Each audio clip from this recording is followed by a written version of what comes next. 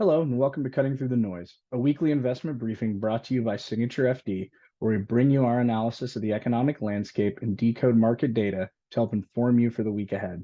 I'm Nick Amat, Senior Portfolio Designer, filling in for Tony Welch, CIO. Last week, markets reacted positively to signs of cooling but positive economic growth and moderating inflation, which have provided a favorable backdrop for stocks to continue delivering strong performance. Both the S&P 500 and NASDAQ notched record highs last week.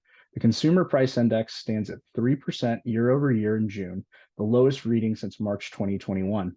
Meanwhile, the producer price index rose to 2.6% in June, higher than expected, primarily due to wider wholesaler margins.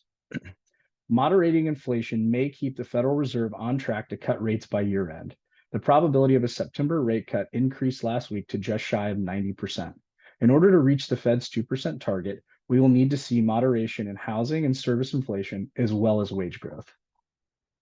In the first half of 2024, large cap stocks led the market with a 15.3% gain.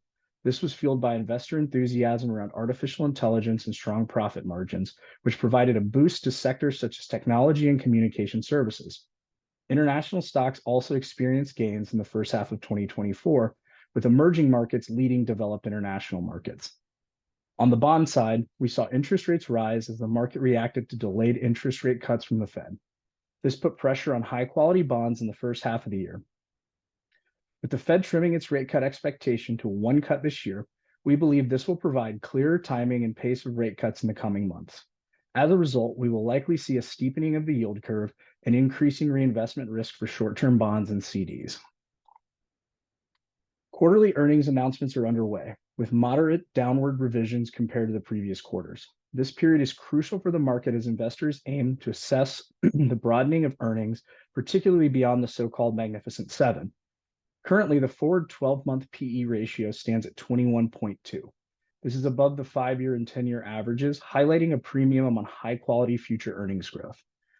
These high valuations might pose a challenge moving forward, which underscores the importance of strong earnings performance.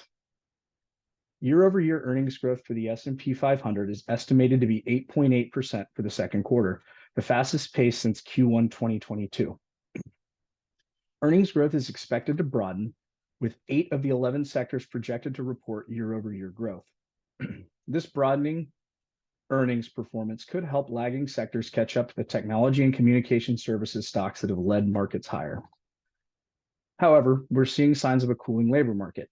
The unemployment rate has reached 4.1%, up from the pandemic low of 3.4%, and now above the Fed's forecasted 4% unemployment in 2024. A further increase in unemployment could put downward pressure on wage growth. Leading indicators suggest that the labor market will continue to soften, with job openings and quits rates at recent lows. If inflation remains under control, the labor market may become more of a focal point for investors.